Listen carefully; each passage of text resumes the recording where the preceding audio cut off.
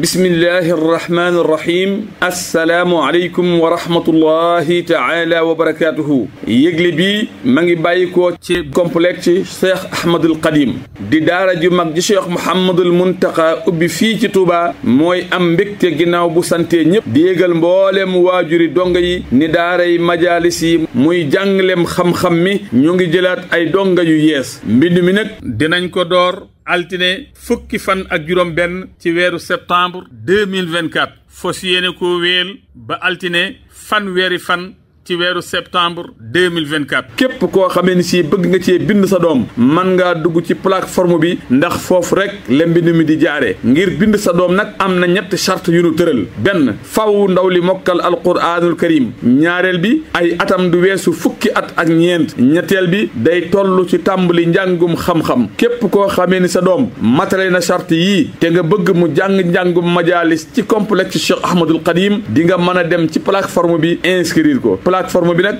da ngay def admission point ccak point idi point sn ñuy bàyyi loo xel waajur yi bind seeni doom ni faw ñu yónnee waale kayitu juddub xale bi ci plateforme bi man ngeen a wootee tem bu ngeen ci bëggee am lu leen gën a leer ci 33 881 87 12 33 881 87 12 wala 76 222 69 05 76 222 69